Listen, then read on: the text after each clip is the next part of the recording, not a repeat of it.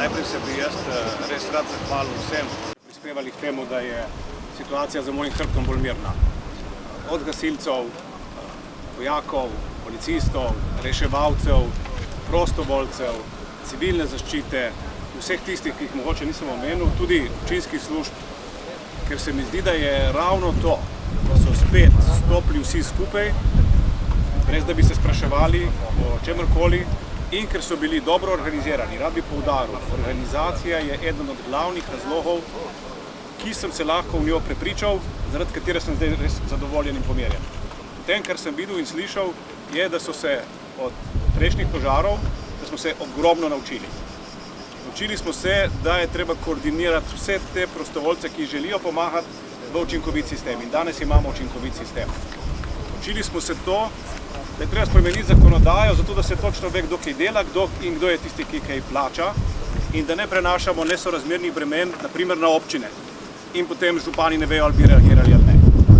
Danes ni bilo nobene dileme o tem, od kje bo prišel denar, in ker ni bilo dilem o denarju, so vsi ukrepali tako in hitro.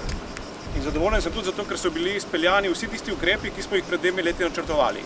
Ne samo nabava traktorjev, se pravi posebnih zrakoplovov za gašenje, to je sicer najpomembneje, tudi najbolj vidno, ampak vmes je bila izpeljana tudi nabava opreme za komunikacijo, nabava dronov za nočno termoslikanje, zato da lahko zaokrožimo cel poseg v vseh urah dneva. In izpeljane so bile nadgradnje kraškega vodovoda. Ne pozabite, da glavna intervencija vedno pride po tleh. In tudi v naslednjih dnevih bo glavna intervencija s tli.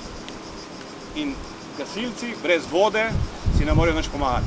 Kraški vodovod je bil nadgrajen in zaradi tega so kapacitete, s katerimi razpolagajo gasilci danes, v tej lokaciji bistveno, to pomeni 10-krat lahko večje, kot so bile v prejšnjem primeru, v požaru pred 2 leti. Celovito načrtovanje in celovite investicije so tiste, ki so pripomogle k temu in sem prepričan, da smo danes vsi bistveno večji optimisti in tudi boljše pripravljeni. Si pa seveda ne želimo, da bi se stvari ponavljale, ampak najbolj pomembno je, da smo se naučili iz prejšnjih izkušenj, da se stvari bistveno hitreje uredijo. Ker tukaj je hitrost odziva in odločnost odziva sta ključni. Hitreje, kot se odzovemo, tako kot so rekli predhodniki, in odločneje, kot se odzovemo, bistveno manjša je škoda. Predvsem pa je manjša nevarnost, da bi se ta požar razširil. Ne ostane pri temu in jaz si želim, da teh požarov bo čim manj, bomo pa v takem primeru gledali širše, tako kot nam pomagajo tuje države, tuje službe, takrat, ko mi to potrebujemo, bomo mi z našimi enotami seveda pomagali še naprej tudi v